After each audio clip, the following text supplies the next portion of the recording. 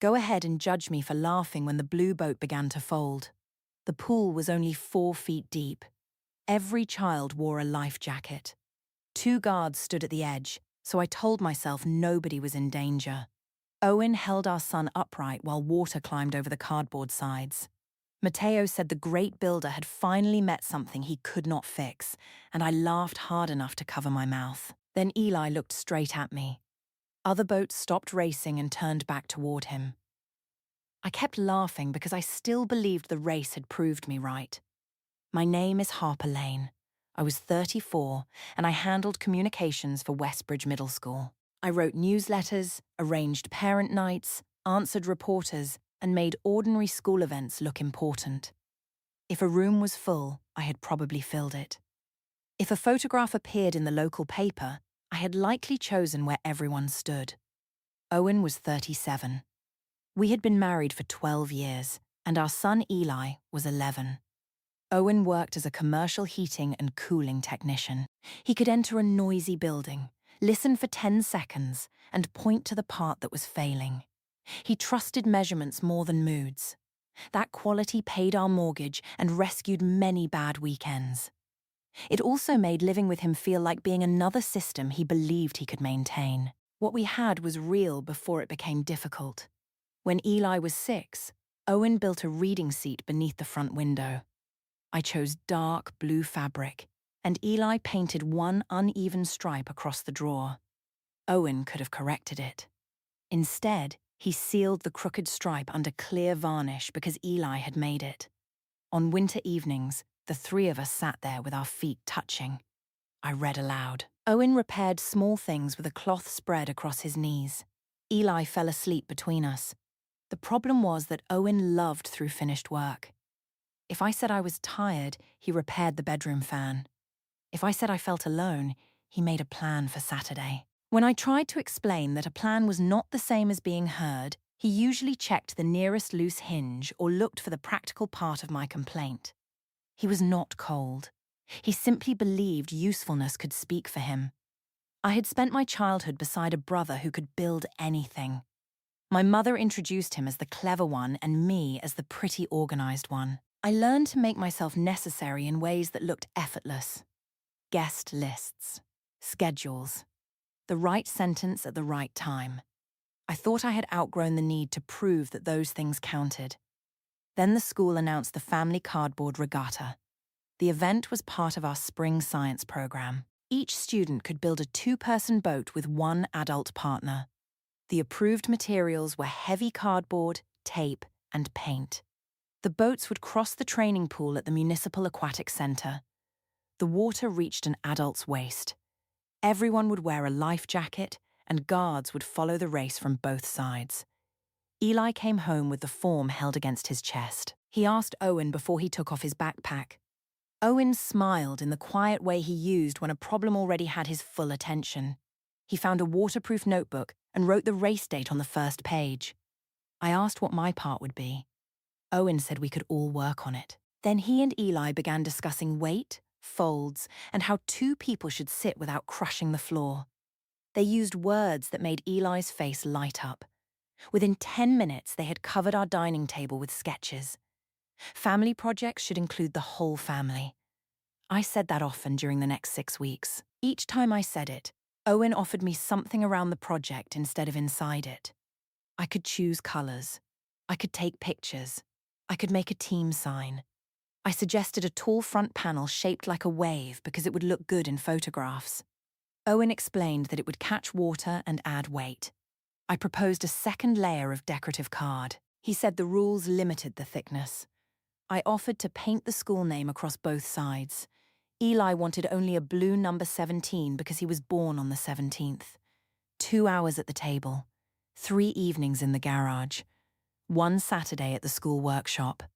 I counted because counting made exclusion feel like evidence. The garage changed during those weeks. Cardboard sheets leaned against the freezer. Blue tape hung from the door handle. Eli drew paddle shapes on grocery receipts and left them beside Owen's coffee. Once, I stood in the doorway while they tested a small model in a storage tub. The model tipped and water ran across Owen's boots. Eli laughed until he had to sit on the floor. Owen laughed too. I had not heard that sound from him in months. I asked whether they wanted towels.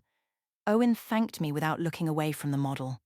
Eli asked me to photograph the next test. Neither of them meant to push me outside. That was what made the feeling difficult to defend.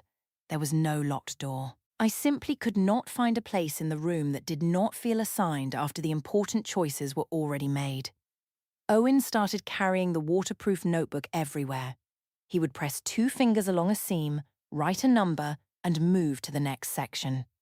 I saw boat numbers beside measurements on several pages. I assumed he was studying the competition. Winning mattered more to him than he admitted.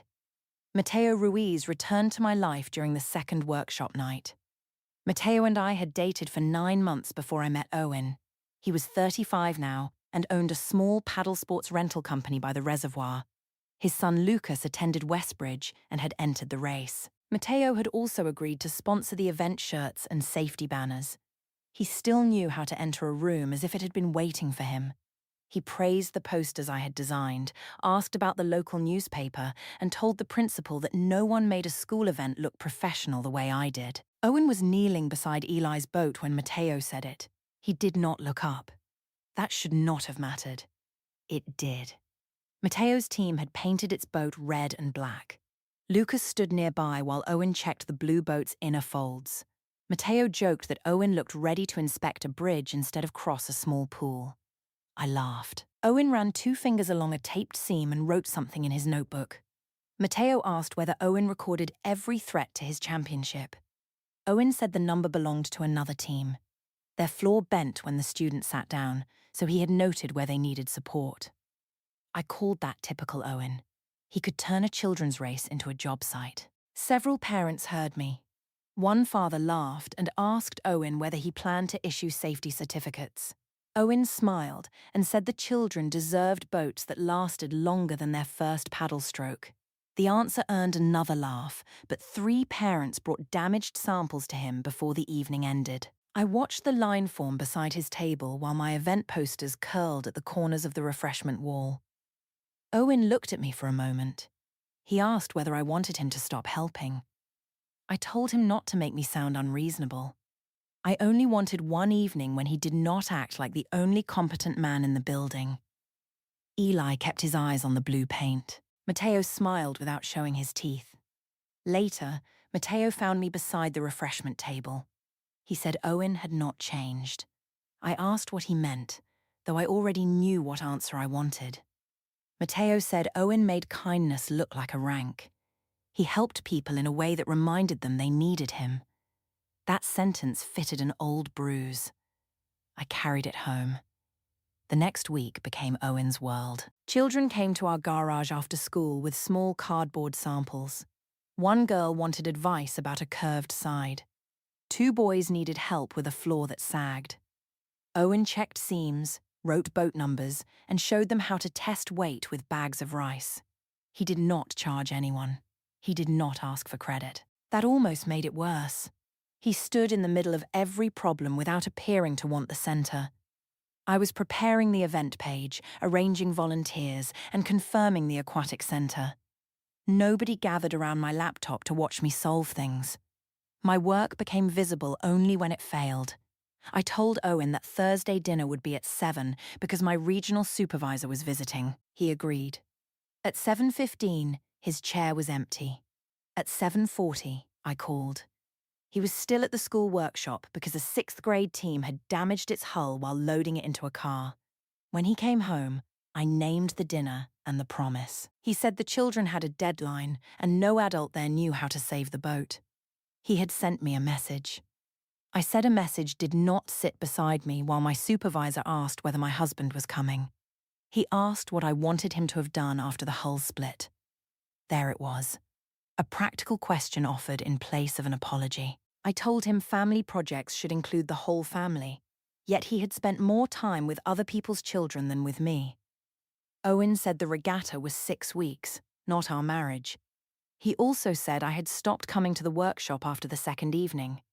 I reminded him that every suggestion I made had been corrected. He pressed 2 fingers along the edge of his notebook as if checking another seam. Then he said he had not understood that I wanted a building role. He thought I enjoyed running the event. I heard him reducing me to posters again. I shut the bedroom door before he could offer another solution. Matteo called the next morning about sponsor photographs. I told him Owen had missed the dinner because he was repairing another child's boat. Matteo said Owen was collecting loyal followers before the race. He made it sound like strategy instead of generosity. Lucas came to our garage that Friday. A long fold near the bottom of his red boat had begun to separate. Matteo was supposed to bring tape, but he was late. Lucas stood near the driveway, trying not to cry. Owen put aside Eli's blue boat. He and Lucas worked for almost an hour. Owen asked Lucas to explain his design before touching it. Then he reinforced the weak section and showed him how to spread weight across the floor. Eli helped. The 2 boys laughed when the red boat finally held 3 bags of rice. Matteo arrived as Owen was cleaning the table. He thanked him, but his voice had a hard edge. Owen said Lucas had designed a good boat and only needed 1 repair. Matteo asked whether Owen planned to put that repair in his little book too. Owen said he already had. Matteo looked at me. He said that even his son's success now needed Owen's signature. I knew the fair response. Owen had helped a child. Nothing more. For half a second, I saw Matteo's embarrassment for what it was. Then Owen handed Lucas an extra roll of tape and reminded him to test the floor again. Matteo became the father standing beside another man's lesson. I understood why he hated it. I hated that I understood. After they left, I told Owen he could have let Matteo fix his own son's boat. Owen asked whether I wanted Lucas to fail because his father was proud. I said I wanted him to stop making every room depend on him. He looked toward Eli, who was painting the number 17. His face changed. Not anger, simple sadness. He said he thought I would be proud that our son wanted to build something with him. I told him I was proud of Eli. I did not answer the other part. Paige Nolan worked with me in the school office. She was 33 and avoided conflict by turning every complaint into a joke. When I told her about the garage, she said Owen might benefit from losing 1 harmless race. She said some men confused competence with love until life handed them wet shoes. I laughed. The image stayed with me. Matteo invited me to inspect the sponsor banners at his shop. The building smelled of rubber and lake water. Kayaks hung above the floor in bright rows. His desk held a photograph of Lucas beside their red boat. Matteo said Lucas still talked about Owen repairing the seam. He admitted that he hated hearing it. At least that was honest. I said Owen had a way of taking over without raising his voice. Matteo asked what would happen if the perfect blue boat did not finish. I thought he meant a fair loss. I told him Eli would survive it, but Owen might finally learn that a family memory did not need his control. Matteo said cardboard boats failed all the time. They bent, leaked, and folded. Nobody called it danger because guards stood within a few steps. If a lower section had a little weakness, the blue boat would sit low and Owen would spend the race trying to save his design. I asked whether he was suggesting damage. He called it balance. I refused. I said Eli would be inside. Matteo immediately agreed that we should forget it. He changed the subject to the sponsor photograph and asked me to stand beneath the company banner. His quick retreat made the idea feel smaller. If he had pushed, I might have recognized the line. Instead, I carried the idea for him. The following Monday, Owen missed another plan. We were supposed to choose a restaurant for our anniversary. He stayed at the workshop because a girl's boat had failed its weight test. He sent me 3 possible restaurant links while he worked, as if clicking one could replace being there. When he returned, I told him he had chosen a cardboard boat over our marriage. He said he had chosen to keep a student from arriving on race day with something unsafe. Then he asked why every problem between us had begun to sound like a contest. I said because he always needed to be the man everyone called. He asked whether I wanted him to ignore children when he could help them. Again, the practical question. Again, no room for the part I could not measure. I gave Matteo the final inspection schedule the next morning. I told myself it was sponsor information. He needed to know when the boats would be photographed and locked away. I also told him the storage corridor had no camera because the aquatic center was renovating that wing. He had not asked. I offered it anyway. 2 days later, Paige saw Matteo leaving my office. She asked whether I was planning something. I said Owen needed one public moment he could not repair. Paige's smile faded. She asked whether Eli would be part of that moment. I reminded her the pool was 4 feet deep. She said wet shoes were one thing. A child thinking his work had failed was another. I accused her of becoming serious after helping me feel brave. She looked down at the event folders and said she only meant Owen could stand to lose. That answer was enough. I used it as permission. The final inspection happened on a Friday afternoon. 23 boats stood around the training pool. Some were square. Some had pointed fronts. One looked like a yellow bathtub. The room smelled of chlorine and wet concrete. Dana Brooks, the science teacher, checked every life jacket and boat. She pressed each floor, examined every sealed edge, and attached a numbered blue tag after a boat passed. She told the families that nobody could touch the boats after inspection. The storage room would remain locked until race morning. Owen's notebook held pages of boat numbers. He checked the blue boat's seams with 2 fingers while Dana tested the floor. I saw 17, 6, 9, 14, and Lucas's number 21 on the open page. I decided he had built his own private ranking. The blue boat passed. Eli danced once beside it, then stopped because other children were watching. He had made me a finish line badge from Blue Card. The number 17 sat in the center, surrounded by a silver border. The letters were uneven. He asked me to wear it during the race so he would know where to look when they reached the final line. I pinned it to my jacket. He said he did not care if they won. He wanted the boat to stay up long enough for me to see the blue number from the other side. The door inside me opened a little. This was not Owen asking for praise. It was my son asking to be seen. He had painted the number because he wanted my eyes on him. I touched the edge of the badge and almost told Matteo the plan was finished. Then Owen called Eli back to discuss paddle timing. They bent over the boat together. Owen moved Eli's hand 2 inches and corrected the angle. Eli copied him at once. The old feeling returned. They had a language. I had a badge. Family projects should include the whole family. I repeated the sentence until opening the storage room felt like taking my part back. At 6:30, I used my event credential at the side entrance. Matteo waited in the parking lot with a sponsor tool pouch. The aquatic center was almost empty. A cleaning machine hummed near the main pool.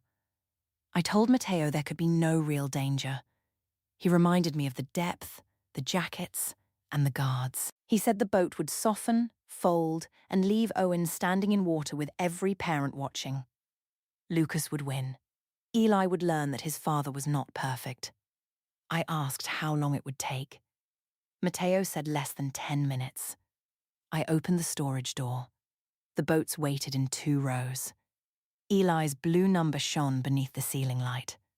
Matteo crouched beside the lower section. I stayed close enough to hear the cardboard give under his hand. He damaged, concealed parts beneath the outer blue covering. I did not ask for details. I saw pale card where no pale card had shown before. He restored the surface and pressed it flat. At one point, he stopped and asked whether I wanted to end it. I looked at the finish line badge on my jacket. I looked at Owen's clean blue hull. I told Matteo to make sure it failed after the start, not before. That was my second choice. The first had been opening the door. I locked the room behind us. Matteo kissed my cheek in the parking lot. It was quick enough for both of us to call it gratitude. I did not move away. Owen was awake when I came home. His waterproof notebook sat on the table. He asked why I still wore the badge. I said I had been finishing event work. He asked whether Matteo had been there. I told him sponsors sometimes worked after school hours. Then I asked why he was questioning me instead of sleeping before his important race. He pressed 2 fingers along the notebook's edge. His calm annoyed me more than anger would have. He said the race was important to Eli, not to him. I told him he had spent 6 weeks proving otherwise. He said he had spent 6 weeks trying to give Eli one memory of finishing something difficult. I went upstairs before he could make that sound noble. Race morning arrived bright and cold. Families filled the aquatic centre before 9. Homemade flags hung above the pool. Parents carried coffee, towels, and spare tape. The local paper sent one photographer because my event page had drawn more attention than expected. Matteo wore a black sponsor shirt. Lucas stood beside boat 21. The repaired seam looked strong. Owen and Eli wore blue life jackets. Owen checked the boat, then stopped near the lower side. He pressed a strip with 2 fingers. He asked Dana whether the storage room had been opened after inspection. Dana said it should not have been. Owen looked at me. He asked whether the media photographs required moving any boats. I could have ended it there. The guards were close. The boat had not entered the water. Eli was adjusting his helmet and did not hear us. I touched the intact inspection tag. I told Owen the tag proved nobody had disturbed the boat. I accused him of searching for a reason to control one more part of the event. He ran his fingers along the strip again. Then Eli called him, and Owen lifted the front of the boat. That was my final choice. The first heat included 6 teams. Owen and Eli started in lane 3. Matteo and Lucas were in lane 5. The other boats were green, yellow, white, and purple. I stood at the finish line wearing Eli's badge. Paige stood several feet away with a clipboard. She had stopped answering my jokes that morning. The whistle sounded. Cardboard paddles hit the water. The yellow boat turned sideways. The white boat moved faster than anyone expected. Owen and Eli found a steady rhythm. Their blue hull stayed level through the first 10 yards. Matteo glanced at me from lane 5. I began to worry that his work had failed. Then the blue boat dipped on Owen's side. He stopped paddling. He pressed one hand against the lower panel and told Eli to stay centered. Water spread across the floor. Eli shifted his feet. The boat rose for a second, then dropped again. Parents began shouting from the deck. Dana lifted the stop flag, but the children were still moving and did not all see it. Matteo laughed. He called across the pool that the master builder had forgotten how water worked. I laughed with him. It came out louder than I intended. The sound struck the high ceiling and returned. Owen did not look at me. He moved behind Eli and tightened one hand on the back of our son's life jacket. The blue side softened beneath his other arm. The number 17 tilted. The hull folded inward. For a few seconds, the blue covering opened like wet paper. One paddle floated away. Eli reached for it, but Owen pulled his hand back and kept him centered. The crowd made the confused sound people make when they have not decided whether something is funny or frightening. Matteo decided first. His laugh gave the room permission. Mine followed before the guards had taken their second step. Water climbed over the edge. Eli made one short sound and grabbed Owen's sleeve. Owen put both feet on the pool floor and lifted him above the collapsing cardboard. The water reached Owen's waist. Eli's life jacket held him high. Matteo said Owen finally had a project at his own level. I covered my mouth and laughed again. Eli turned his head. He found me immediately because I wore the badge he had made. His face was not frightened. The guards were already moving toward them. His face was worse than frightened. He understood. He saw Matteo laughing beside me. He saw my hand over my mouth. He saw that I was not surprised. Lucas stopped paddling. Matteo shouted at him to keep going. Lucas looked at Owen holding Eli and turned the red boat around. The green boat followed. Then the white one. The yellow team abandoned its crooked line and pushed toward lane 3. Children offered paddles and foam cushions. The race became a loose circle around the ruined blue hull. Dana blew the whistle until every boat stopped. 2 guards reached Owen and Eli. Owen said the water was shallow and asked them to help Eli over the folded side. He did not need to be pulled out.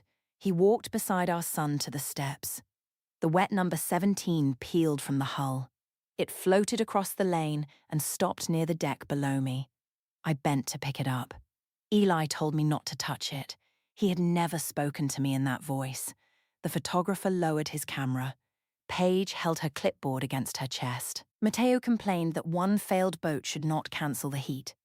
I told Dana that cardboard boats sank every year. The race could continue after the floor was cleared. Owen removed Eli's helmet and checked his arms. He asked whether anything hurt. Eli shook his head. Water ran from both of them onto the tile. I walked closer. I said Owen had obviously misjudged the lower fold. I told Eli that losing was part of building. Owen finally looked at me. He asked whether I had known. I used the pool depth. I used the guards. I used the inspection tag. I said no mother would place her child in danger. He asked a different question. He wanted to know why I had laughed before Dana stopped the race. I said because he had turned a family project into proof that only he could do things correctly. I said he had left me outside the garage, corrected every idea I offered, and treated my work like decoration. That accusation was true. Owen did not deny it. He said he should have heard me before the project became a wall between us. For 1 second, I felt the flaw beneath my explanation. Then he said I had not damaged his pride. I had put our son inside the punishment. I told him to stop making a school race sound like a crime. Paige stepped farther away. I sent her a message asking her to confirm that we had only discussed a harmless loss. Her phone lit in her hand. She turned it face down and did not reply. Dana asked everyone to clear the pool deck while she examined the boat. The remaining heats were delayed. Parents wrapped children in towels. Nobody returned to the stands. Matteo pulled me near the sponsor table. He said we should stay calm and say the boat had failed. He reminded me that cardboard softened in water. He also said Lucas needed the result because the red boat had crossed farthest before turning around. I held on to that. The event still needed a winner. Once the ribbon was awarded, people would move from emotion to ceremony. I knew how crowds worked. Give them a platform, a photograph, and a clean sentence. They would accept the story placed in front of them. Dana carried the broken lower section to a worktable. Owen did not follow her. He sat with Eli on the lowest row of bleachers. He opened the waterproof notebook and placed it between them. Eli asked whether they had built the boat wrong. Owen said they had built it well enough to pass inspection. He also said he should not have launched after seeing the changed strip. He had trusted the tag and my answer because he wanted Eli to have the race. He accepted his part without giving me mine back. Children gathered around them. The girl with the curved green boat asked Owen whether he still had her measurements. One of the boys from the white boat asked whether his floor would hold for the next heat. Even wet and humiliated, Owen answered them. I saw that as performance. I told Matteo the children were already restoring his hero story. Matteo said that made the awards more important. Dana returned with the aquatic center manager. The intact blue inspection tag hung from the damaged section. She explained that the visible seal had not failed. The damage sat beneath a layer that had looked closed from above. It had happened after the official check. The manager had printed the storage access record. My credential number appeared at 6:38 the previous evening. I said I had entered to photograph sponsor materials. Dana asked why no photographs existed. Matteo interrupted. He said Harper had asked him to create a small leak because Owen needed to be humbled. He used my first name as if we were strangers at the same accident. I stared at him. He said he had believed Eli would be removed before launch if the boat looked unsafe. He claimed I had insisted the damage remain hidden. That was not exactly how it happened. It was close enough to protect him. Lucas stood beside the red boat. He told Dana he had seen his father coming from the storage corridor when his mother dropped off his forgotten shoes. Matteo ordered him to be quiet. Lucas stepped behind Owen instead. Matteo took his keys from the sponsor table. He left before the manager finished speaking. The company banner remained above the pool. His place beneath it was empty. I reached for Paige again. She was no longer on the deck. Dana asked Owen for the notebook because she had seen him record the blue boat's inspection. When he opened it, the first page showed 17. The next page showed 6. Then 9, 14, 21, and more. I said it was his list of competitors. The girl from boat 6 leaned over the page. She pointed to a drawing of her curved side and the date Owen had helped her correct it. The boys from boat 9 found their floor measurements. A parent from boat 14 said Owen had stayed late to show them how to spread the load. Lucas found 21. Beside his number, Owen had written that the lower seam needed support before the final inspection. There was a second note confirming that the repair held 3 test bags. Lucas looked at his father's red boat. He said it would not have passed without Owen. The children began naming the evenings they had visited our garage. The boat numbers were not a ranking. Owen had been keeping every promise he made to every team. One mother said Owen had repaired her daughter's boat after finishing a 12-hour work shift. Another parent remembered him refusing money and asking only that the child perform the next weight test herself. Dana found a page where Owen had written that Lucas understood the repair and should receive full credit for it. Even the note about Mateo's boat protected Mateo's son from being reduced to someone Owen had rescued. The habit I called obsession had been care arranged in columns. Dana announced that no trophy would be awarded until the school completed its review. Lucas walked to the awards table anyway. He took the first-place ribbon that had been prepared for the fastest boat. For a moment, I thought he intended to claim it. He carried it to the pool edge. The wet number 17 still rested against the drain. Lucas picked up the number, placed the ribbon across it, and set both beside Eli. The other students moved their boats away from the awards platform. Green, white, yellow, purple. One after another, they pulled them toward Owen and Eli instead. Nobody made a speech about fairness. Nobody declared Owen the winner. They simply refused to stand beneath the banner and pretend the race still meant what it had meant that morning. Eli removed the finish line badge from my jacket. The pin caught in the fabric. He worked it free without asking me to help. I told him I had only wanted his father to stop treating everything like a test. Eli asked why I had made him take the test too. I had managed questions for reporters, angry parents, and district officials. I could not find a sentence for an 11-year-old standing in wet shoes. Owen closed the notebook. He pressed 2 fingers along its edge one final time. He admitted that I had been right about the garage. He had corrected instead of including me. He had assumed the photographs and event work were enough because those were things I did well. He said he had made himself useful to everyone and still failed to make room for his wife. Then he separated that failure from my choice. He said I had not sabotaged a boat to make him lose. I had sabotaged our son so Mateo could watch him fail. His voice stayed level. That was the part I had always mistaken for absence. The quiet was not emptiness. It was the line he had reached. Eli left with him through the side door. Children carried the soaked notebook, the loose paddles, and what remained of the blue hull. Lucas carried number 17 with the ribbon still across it. I stood beneath Mateo's banner while the aquatic center staff folded the sponsor table. Owen filed for legal separation the following week and requested a temporary parenting schedule. He and Eli stayed with Owen's sister in a townhouse near the school. Our shared account was limited to the mortgage and household bills while our separate paychecks went to new accounts.